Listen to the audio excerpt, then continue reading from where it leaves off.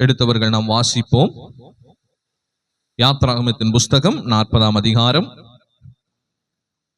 38வது வசனம். யாத்ராகமம் 40:38. இஸ்ரவேல் வம்சத்தார் பண்ணும் எல்லா பிரயாணங்களிலும்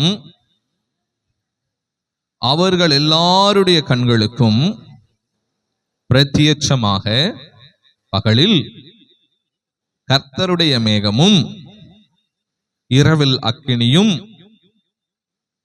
வாசஸ்தலத்தின் மேல் தங்கி இருந்தது. ஒரு அழிலியா சொல்லுவோமா? ஆமென். ஒரு விஷயம், நாம் கண்களை மூடி தலைகளை தாழ்த்தி கர்த்தரை நோக்கி நாம் ஜெபம் செய்வோம். ஸ்தோத்தரிக்கிறோம் எங்கள் நல்ல தகப்பனே, இந்த நல்ல ஆசீர்வதிக்கப்பட்ட ஞாயிற்றுக்கிழமை இந்த காலை வேளைக்காக நன்றி செலுத்துகிறோம். அப்பா, இந்த வேளையில் நம்முடைய வார்த்தைகளை நாங்கள் தியானிக்க போகிறோம். ஆவியானவர் தாமே எங்களுடைய இருதயங்களை திறந்து, எங்களுடைய செவிகளை திறந்து, எங்களுடைய கண்களை திறந்து ஆண்டவரே நம்முடைய வார்த்தைகளை நாங்கள் உள்ளே வாங்கி கொள்ளும்படியாய் கர்த்தர் கிருபை பாராட்டுங்க. காதுள்ளவன் கேட்க கடவன் என்று சொல்லப்பட்டது போல நம்முடைய சத்தியத்தை நாங்கள் கேட்டு உணர்ந்து அதன்படி செய்ய நடக்க கர்த்தர் கிருபை பாராட்டும். பெரிய காரியங்களை செய்யும் இயேசுவின் நாமத்தில் ஜெபிக்கிறோம் நல்ல பிதாவே, ஆமென், ஆமென். அல்லேலூயா. நல்ல சத்தமா சொல்லுங்க, அல்லேலூயா. யாத்ராகமத்தின் புஸ்தகம் 40ஆம் அதிகாரம் 38ஆம் வசனம் இவ்விதமாய் சொல்லுகிறது: இஸ்ரவேல் வம்சத்தார் பண்ணும் எல்லா பிரயாணங்களிலும் அவர்கள் எல்லாருடைய கண்களுக்கும் பிரத்யட்சமாக பகலில் கர்த்தருடைய மேகமும் இரவில் அக்கினியும் வாசஸ்தலத்தின் மேல் தங்கி இருந்தது. ஒரு அழிலியா சொல்லுவோம். ஆமென். நம்ம எல்லோருக்கும் தெரிந்த வேத பகுதிதான். இஸ்ரவேல் ஜனங்கள் எகிப்திலிருந்து விடுதலையாகி வராங்க. அவர்கள் விடுதலையாகி வரும் பொழுது அநேக வாதைகளை, 10 வாதைகளை கர்த்தர் கொடுத்து அவர்களை மீட்டெடுத்து அவர்களை வனாந்தர வழியில நடத்திட்டு வரார். இப்போ கர்த்தருடைய ஜனங்கள் எகிப்திலிருந்து விடுதலை ஆனோன்னு டைரக்டா அவங்க ரூட் எங்க போகுது? எங்க போகுது? வனாந்தரத்திற்கு போகிறது. விடுதலையான ஜனங்கள் அவர்கள் வழி நடப்பதற்காக சிட்டிக்குள்ள போல, எங்க போல? ஒரு பட்டணத்துக்குள்ள போல, இல்ல ஒரு நல்ல ஒரு சேஃப்டியான ஒரு வழியை தேர்ந்தெடுக்கல. அவர்கள் எந்த வழியில் போக வேண்டியது இருந்தது? வனாந்தரம். வனாந்தரம்னா உங்களுக்கே தெரியும். சிம்பிளா ஒரே வரியில சொல்லணும்னா, வாழ்வதற்கு வாழ்வாதாரங்கள் இல்லாத இடம்தான் வனாந்தரம். எந்த ஒரு தனி மனுஷனும் ஒருத்தனும் கூட அந்த இடத்துல வாழ முடியாது. அதுதான் வனாந்தரம். அவர்கள் வழி நடக்கவும் முடியாது. ரொம்ப கடுமையான பாதைதான் வனாந்தரம். அப்பேற்பட்ட அந்த வனாந்தரத்துல அவர்கள் வழி நடக்கும்படியாக எல்லாம் புறப்படுறாங்க. கொஞ்சம் யோசிச்சு பாருங்க. ஒருத்தர் 2 பேர் 10 பேர் 20 பேர்னா ஓகே. எத்தனை லட்சம் ஜனம்? ஆண்கள் மட்டும் 6 லட்சம் பேர். ஆண்கள் மட்டும் 6 லட்சம் பேர். பெண்கள் குழந்தைகள் எல்லாம் சேர்ந்தால் ஒரு 25-30 லட்சம் என்று ஆராய்ச்சி சொல்லுகிறது. கிட்டத்தட்ட 25-30 லட்சம் ஜனங்கள் மொத்தமா வனாந்தரத்துல இறங்குறாங்க. கொஞ்சம் யோசித்து பாருங்க. அவங்களுக்கு ஏதாவது தெரியுமா?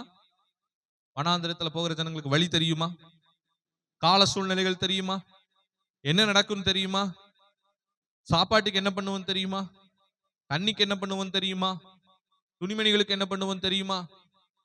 எதுவுமே தெரியாமல் கண்ணை கட்டி காட்டில் விட்டது போல அவர்கள் வனாந்தரத்திலே அடியெடுத்து வைக்கிறார்கள். இன்றைக்கு அநேகருடைய வாழ்க்கை இப்படி இருக்கிறது. என்ன செய்வது, ஏது செய்வது? கண்ணை கட்டி நடுக்காட்டில் விட்டது போல வழி தெரியாமல் என் வாழ்க்கை இருக்கிறது என்று சொல்லி சிந்தித்துக் கொண்டிருக்கிற உங்களுக்கு இந்த வேளையில தேவனுடைய வார்த்தை வந்து கொண்டு இருக்கிறது. அல்லேலூயா. வாழ்க்கையில் அடுத்த படி என்ன எடுத்து வைப்பது, அடுத்தது நொடி என்ன செய்வது, என்ன காரியங்களை முடிவெடுப்பது ஒன்றும் புரியவில்லையே. கண்ணை கட்டி காட்டில் விட்டது போல முழுவதுமாக ஒன்றும் இல்லாமல் பிளாங்கா என்னுடைய லைஃப் இருக்குதே, என்ன செய்வது என்று எனக்கு தெரியவில்லை என்று சொல்லுகிறவர்களுக்கு கர்த்தர் சொல்லுகிறார். பாருங்க எவ்வளவு அழகான ஒரு வார்த்தை. அவர்கள் பிரயாணத்திற்கு புறப்பட்டு விட்டார்கள். நம்மளும் அப்படிதான். சரி, வாழ்வோம் சொல்லி வாழ்றதுக்கு ரெடி ஆயிட்டோம்.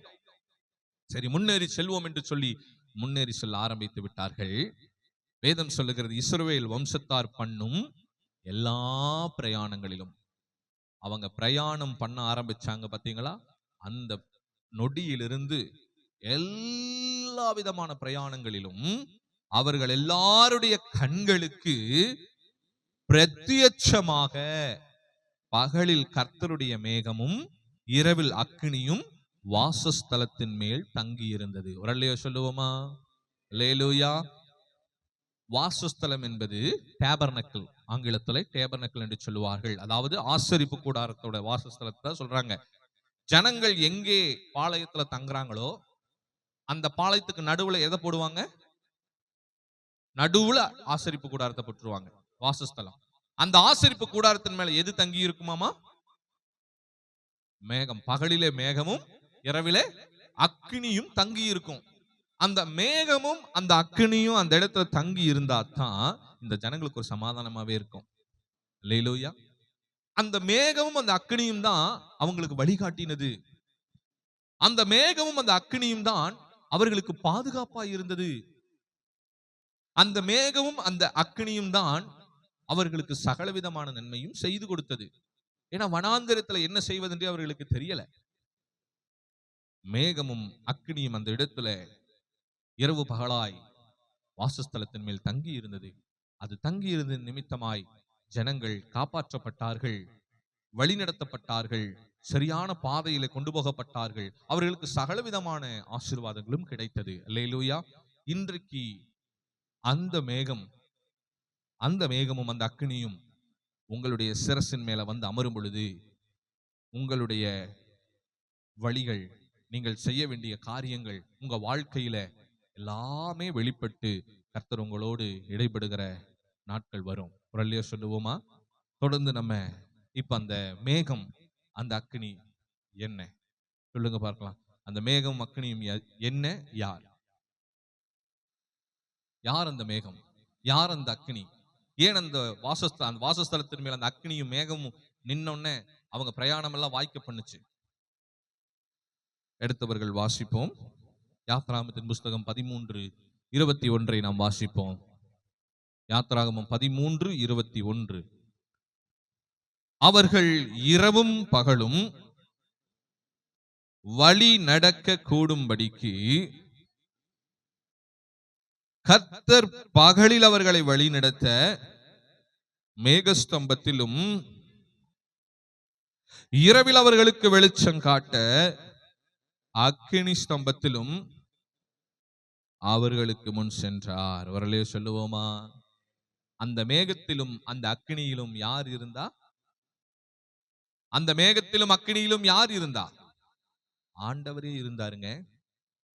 அந்த மேகமும் அக்கினியும் அந்த வாசஸ்தலத்தின் மேல் இருக்கும் பொழுது கர்த்தர் அந்த ஜனங்களோடு இருக்கிறாருன்னு அவங்க விசுவாசிச்சாங்க. உண்மையாலுமே கர்த்தர் அவர்களோடு தான் இருந்தார். நம்ம நினைக்கிற அநேக நேரங்களில் கர்த்தர் என்னோடு இருக்கிறாரா, கர்த்தர் உங்களோட இருக்கிறாரான்னு நீங்க நினைக்கிறீங்க. ஒரு உண்மையை சொல்லட்டுமா? கர்த்தர் உங்களை சுற்றி தான் இருக்கிறார். அல்லேலூயா. கர்த்தர் உங்கள் மேல தங்கி இருக்கிறாருங்க. ஒவ்வொரு செகண்டும் உங்களோட தான் இருக்கிறார். இல்ல, இஸ்ரவேல் ஜனங்களுக்கு வழிகாட்டிருக்க மோசேவையும் ஆரோனையும் மீரியாமையும் ஆயத்தப்படுத்தின கர்த்தர் அவர் போய் ரெஸ்ட் எடுக்கலாம்ல? அவர் போய் ரெஸ்ட் எடுக்கலாம்ல? சொல்லுங்க. மோசேவையும் ஆரோனையும் மீரியாமையும் நியமிச்சிட்டார்ல? மோசேனால கூட்டிட்டு போக அந்த வல்லமையை கொடுத்துட்டார்ல? அப்ப மோசேனால கூட்டிட்டு போக முடியுமா? முடியாதா? முடியும். ஆனா கர்த்தர் என்ன தெரியுமா செஞ்சாரு? அவர் பாட்டுக்கு இவங்க வழி நடந்து வரட்டுன்னு போயிடல. வழிகாட்டியை ஏற்படுத்திட்டேன், நீ அவங்க வந்துருவாங்கன்ட்டு போகல. வழிகாட்டியை ஏற்படுத்தி இருந்தாலும், ஆரோனை அந்த இடத்துல வச்சிருந்தாலும், மீரியாம் அந்த இடத்துல வச்சிருந்தாலும், கர்த்தர் என்ன தெரியுமா பண்ணாரு? அவரும் அவங்களுடைய தான் இருந்தார். கரங்களை தட்டி கர்த்தரை மகிமைப்படுத்துவோம். இந்த சத்தியத்தை தான் நம்ம புரிந்து கொள்ளணும். அவரும் அவர்களோடையே தான் இருந்தார். ஆனா மேகத்துக்குள்ள இருந்தாரு. அல்லேலூயா. மேக ஸ்தம்பத்திலும் அக்கினி ஸ்தம்பத்திலும் அவர் வாசம் செய்தார். ஏன்னா நேரடியாக அவங்களால பார்க்க முடியுமா? ஆண்டவரை பார்க்க முடியுமா? பார்க்க முடியாது.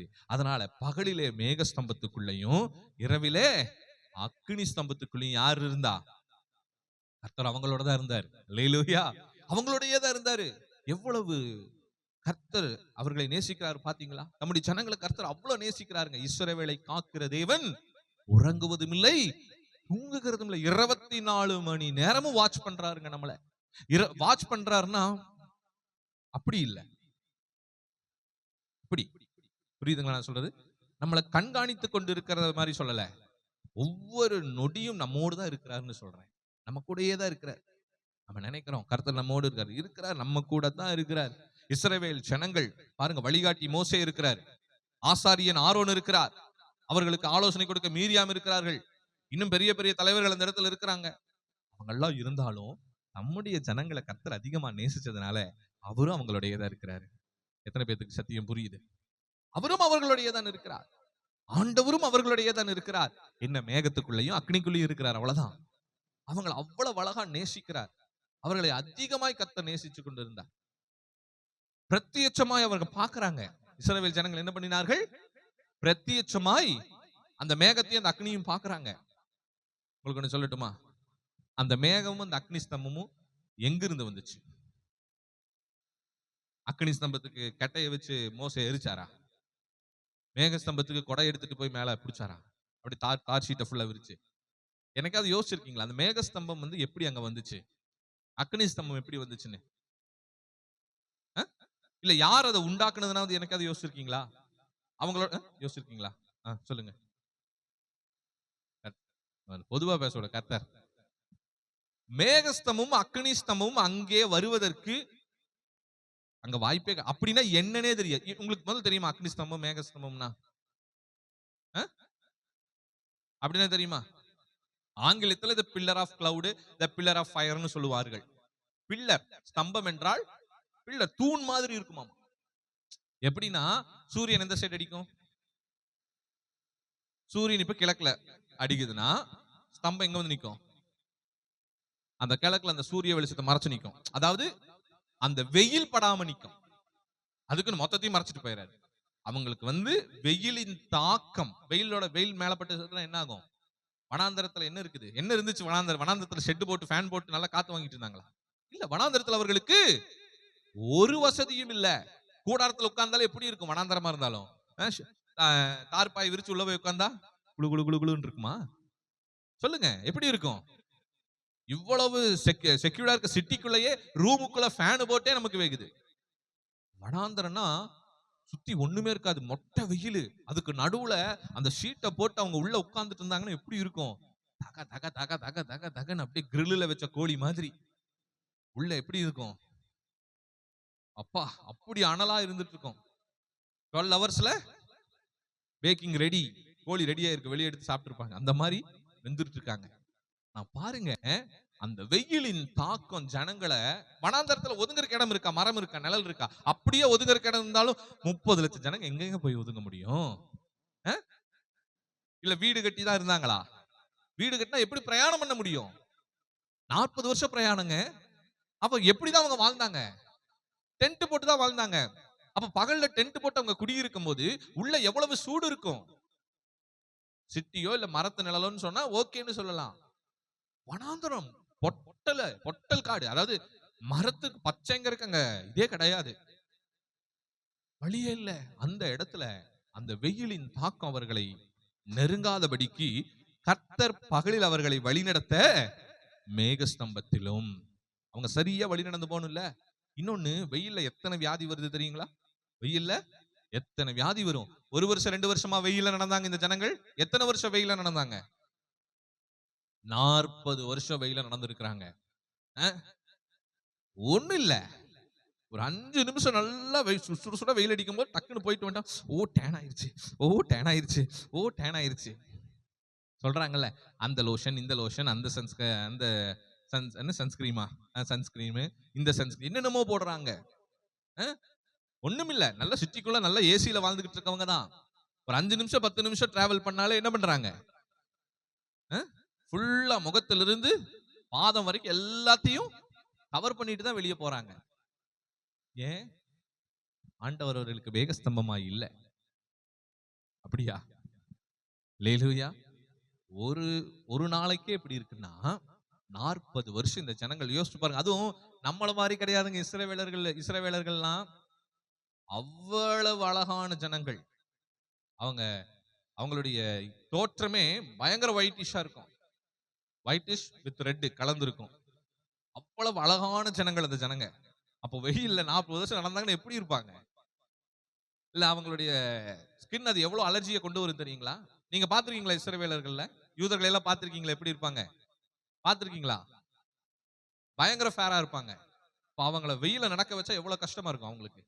ஆனா கர்த்தர் பாருங்க, ஒரு சொட்டு வெயிலின் தாக்கம் அவர்களை அணுகாதபடிக்கு 40 வருஷம் மேக ஸ்தம்பத்தை கொடுத்ததும் இல்லாம அந்த மேக ஸ்தம்பத்துக்குள்ள அவரே இருக்கிறார்.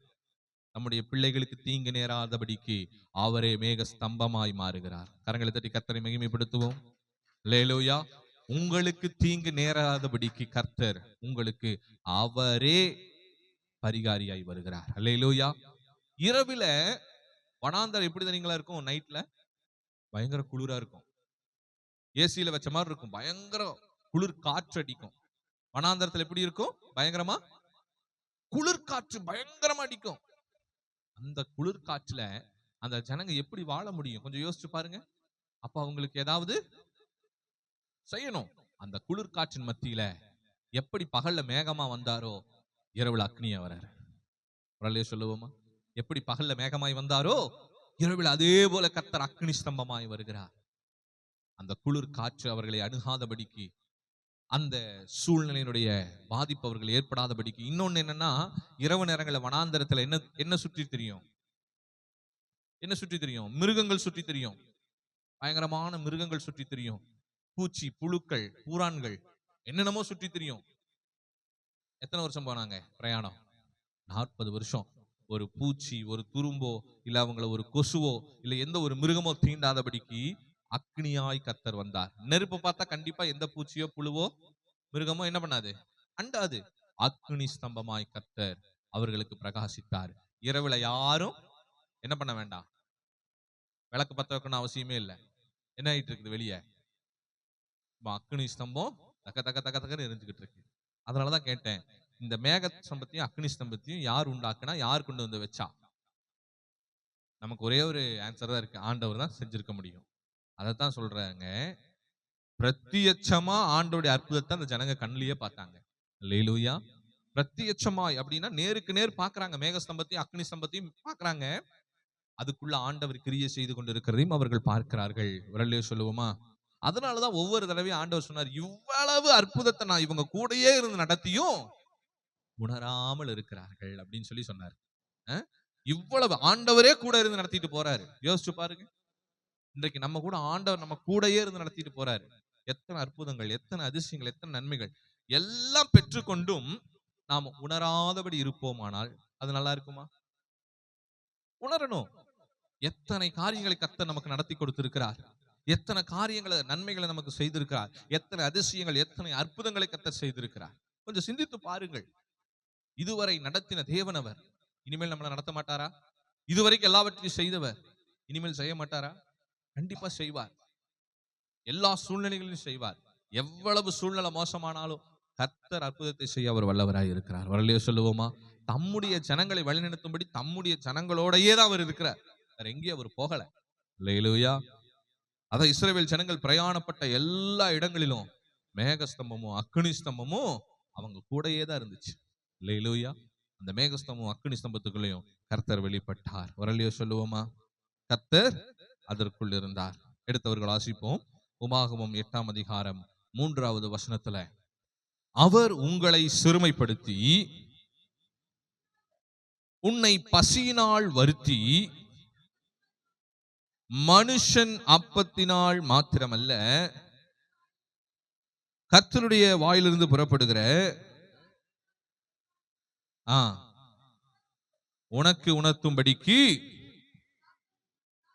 நீயும் உன் பிதாக்களும் அறியாதிருந்த மன்னாவினால் உன்னை போஷித்தார். வரலையோ சொல்லுவோமா?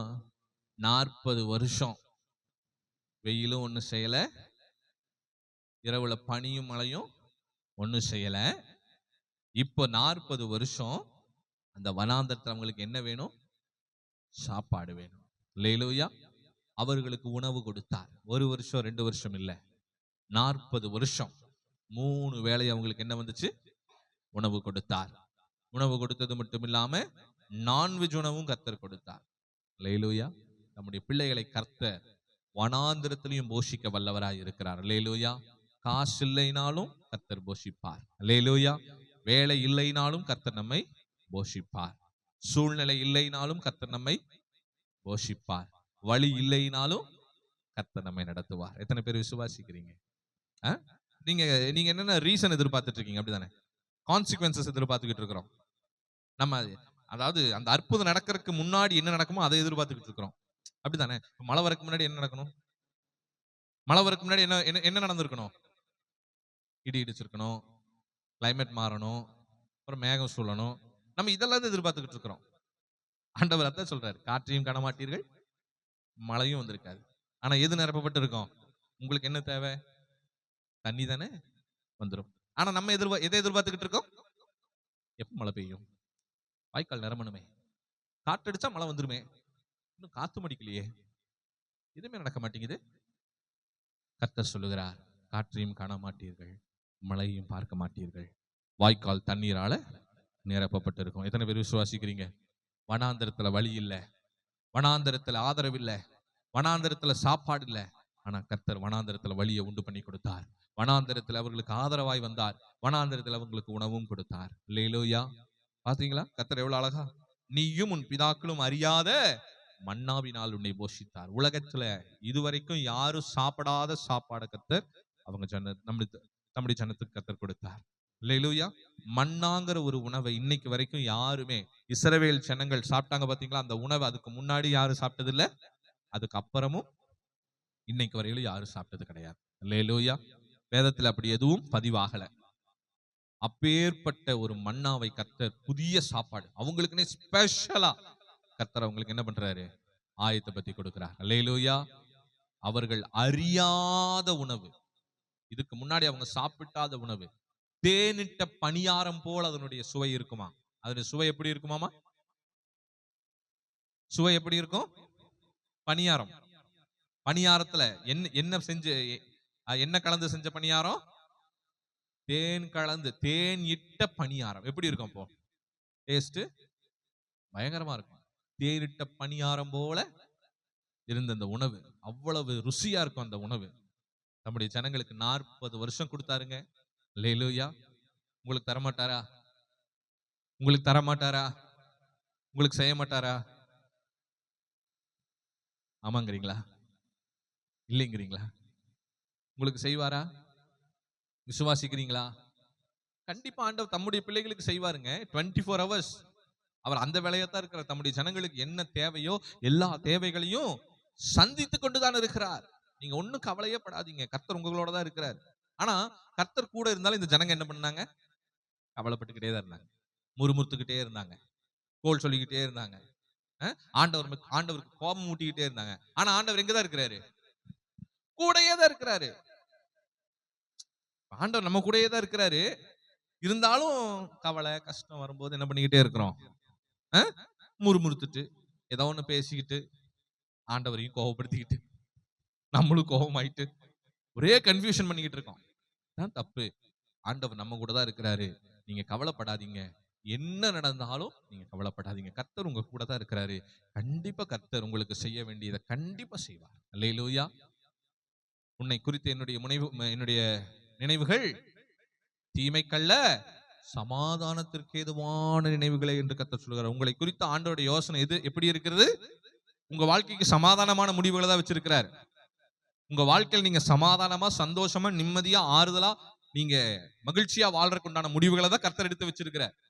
நீங்க எப்படி உங்க வாழ்க்கையில சந்தோஷமா, மகிழ்ச்சியா, ஆறுதலா, நிம்மதியா, தேறுதலா இருக்கணும்னு நினைக்கிறீங்களோ, அதற்கு எப்படி சில முடிவுகளை எடுக்கிறீங்களோ, சில காரியங்களை நீங்க செய்றீங்களோ, அதை காட்டிலும் அதிகமாக உங்கள் மேல் அக்கறை கொண்டவராய், உங்களுடைய வாழ்க்கையில் அக்கறை கொண்டவராய், உங்களுடைய சுக துக்க நலன்களில் அக்கறை கொண்டவராய் கர்த்தர் செயல்பட்டு கொண்டிருக்கிறார். எத்தனை பேர் விசுவாசிக்கிறீங்க?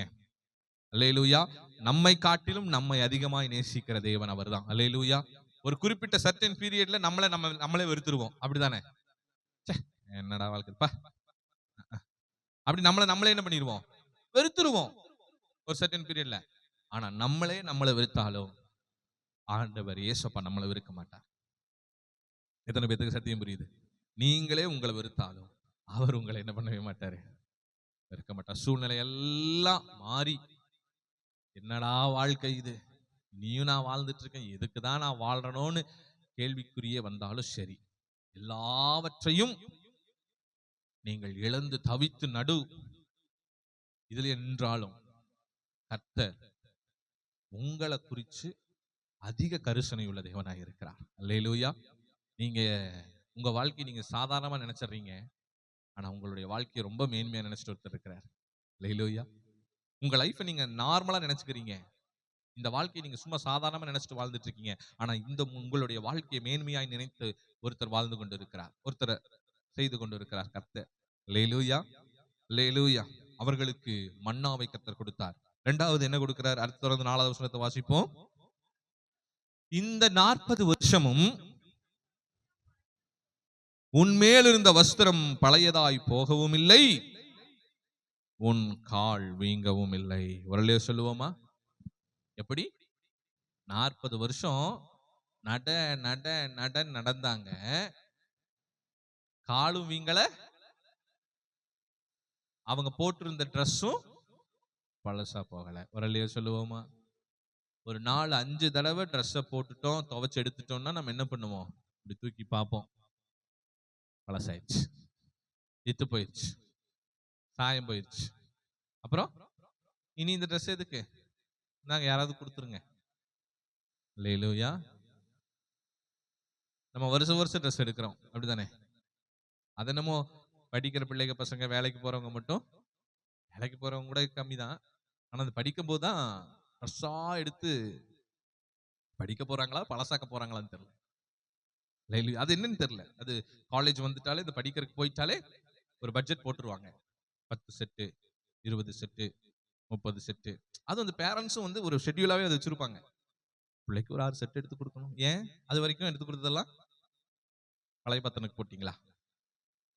ஐயோ, அது ஏன் அப்படி புதுசா போட்டு அங்க போய் என்ன பண்ண போறோம்? படிக்கத்தானே போறீங்க, படிக்கத்தானே போறோம். புதுசா போட்டு போய் பலபலன்னு உட்காந்து படிக்க போறோமா? அல்லேலூயா. புதுசா போட்டு போய் உட்கார்ந்தீங்கன்னா எல்லாரும் பார்வையும் நம்ம மேலதான் இருக்கும். ஏய் புதுசா இருக்கு அப்படின்னு எல்லா பார்வையும் நம்ம மேல வந்துச்சுன்னா வாழ்க்கை தப்பா போயிடும். அல்லேலூயா, அல்லேலூயா. 40 வருஷமா பிரயாணப்படுறாங்க, கொஞ்சம் கூட ட்ரெஸ் பழசா போகவே இல்லை, வெளுத்து போகல, இத்து போகல, நல்லா ஸ்டாண்டர்டா இருந்துச்சு. சொல்லுவோமா? ஆண்டவர் பாத்தீங்களா தம்முடைய பிள்ளைகளை எப்படி கூட, ஆண்டவர் கூடயே இருந்தாருன்னா ட்ரெஸ்ஸும் கூட பழசாகாது. ட்ரெஸ் பழசாகுதா? அப்ப ஆண்டவர் சொல்லுங்க, எல்லாம் கவனிக்கிறீங்களா? ட்ரெஸ் பழசாகுதா? படிச்சுட்டு இருக்கிறீங்களா ஆதியாகமம்? இயேசுவே, ட்ரெஸ் பழசாகுது, அப்போ ஆண்டவர் கூட இருக்காரா கூட இல்லையா? சொல்லுங்க, கூட இருக்காரா? அதிகபட்சம் என்ன பொறுத்தளவுக்கு சொல்றேன், ஒரு 4 செட்டு தான், 4 செட்டு மேக்ஸிமம் 5 செட்டு எப்ப போட்டாலும் எனக்கு புதுசாவே தான் இருக்கும்.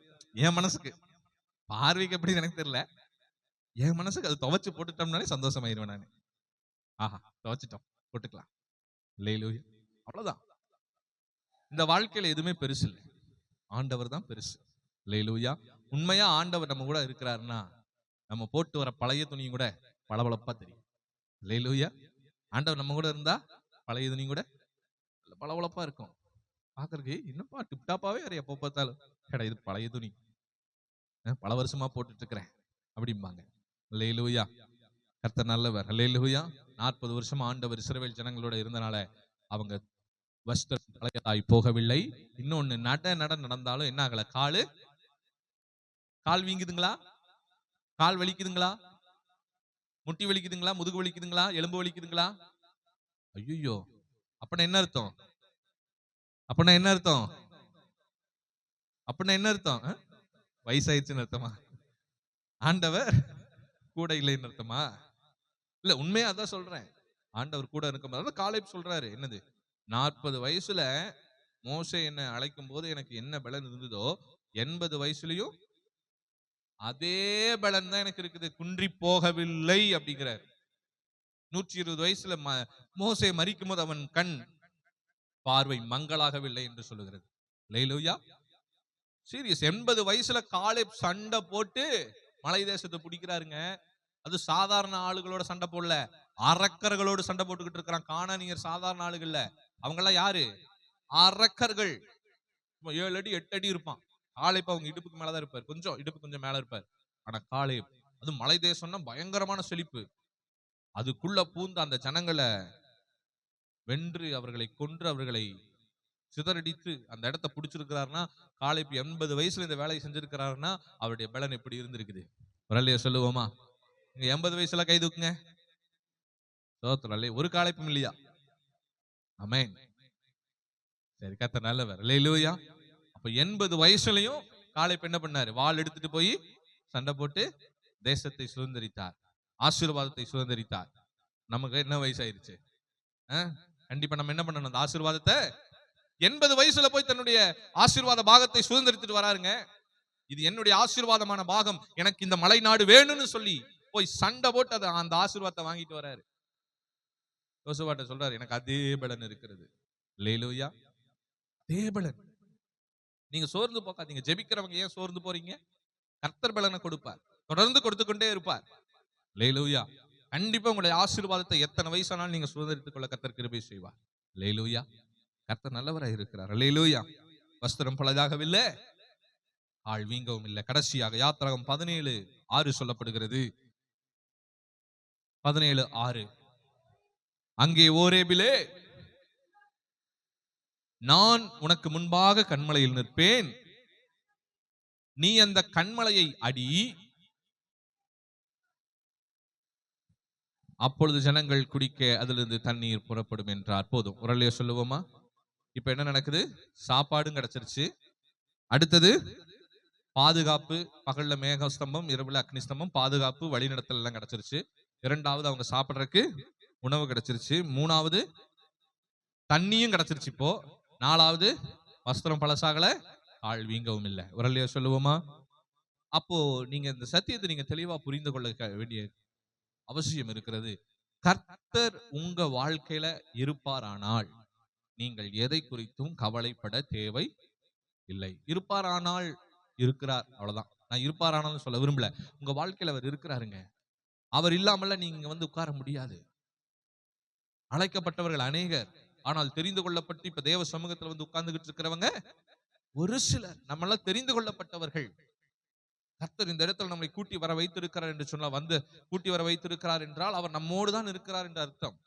சும்மா நம்ம இப்படி உட்கார முடியாது, முக்காடு போட்டுட்டு. இல்ல நம்ம சும்மா உட்கார்ந்து 2 மணி நேரம் ஆராதிச்சுட்டு போக முடியாது. கர்த்தர் நம்மோடு இருக்கிறார். எத்தனை பேர் விசுவாசிக்கிறீங்க? யாத்திராகமம் 40:38 மறுபடியும் அதை வாசிச்சு முடிப்போம். மறுபடியும் அந்த எல்லாரும் எடுத்துட்டீங்களா? பாருங்க.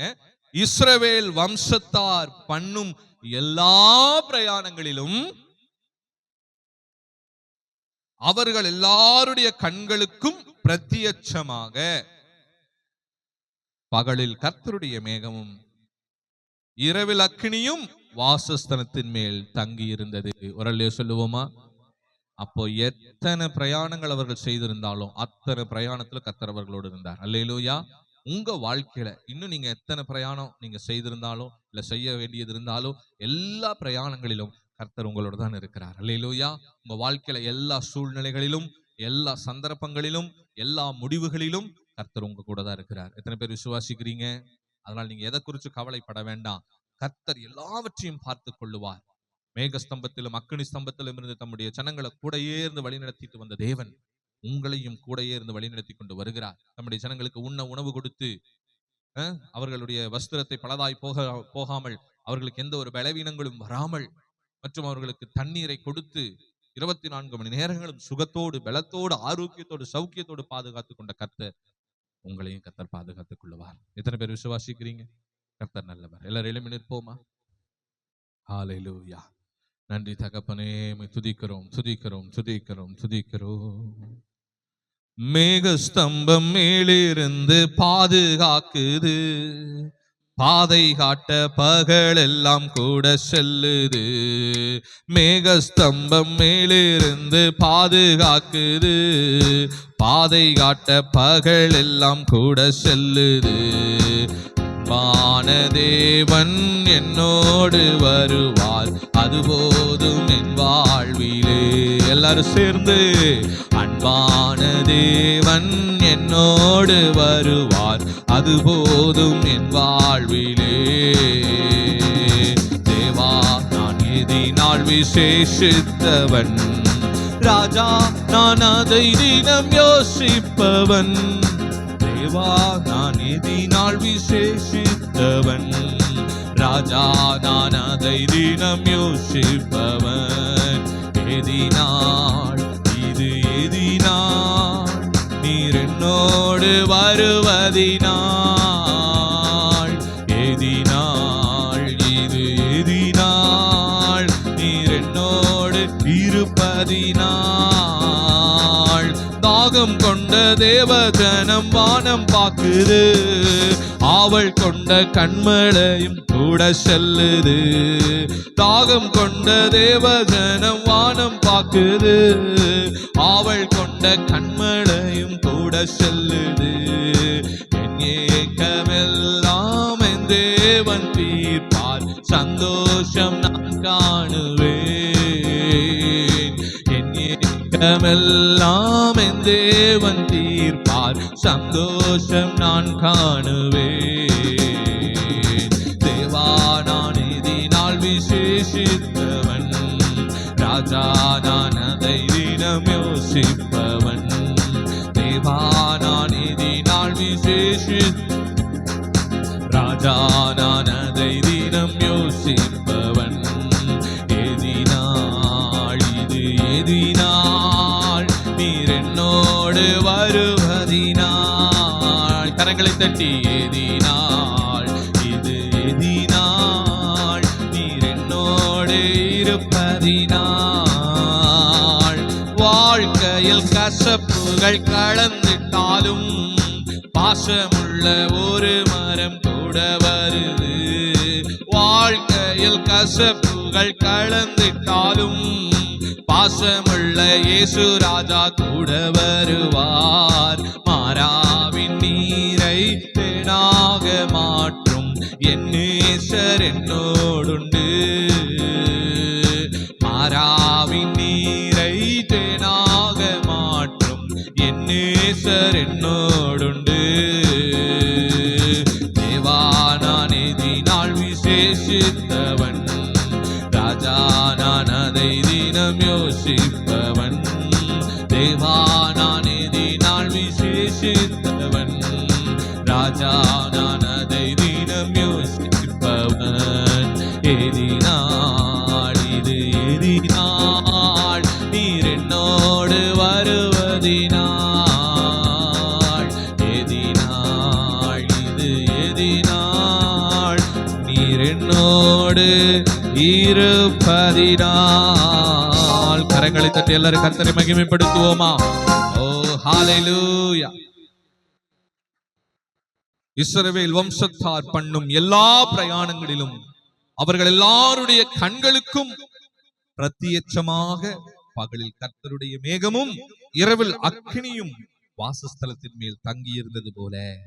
ஆண்டவரே, உடைய பிள்ளைகள் வாழுகிற இந்த வாழ்க்கையில ஆண்டவரே, இவர்கள் படுகிற ஒவ்வொரு பிரயாசங்களிலும், எடுக்கிற ஒவ்வொரு முடிவுகளிலும், செல்லுகிற ஒவ்வொரு பாதைகளிலும், எல்லாவற்றிலும் நீங்க இவர்கள் மேல் தங்கி இருக்கும்படியாய் நான் ஜெபிக்கிறப்பா.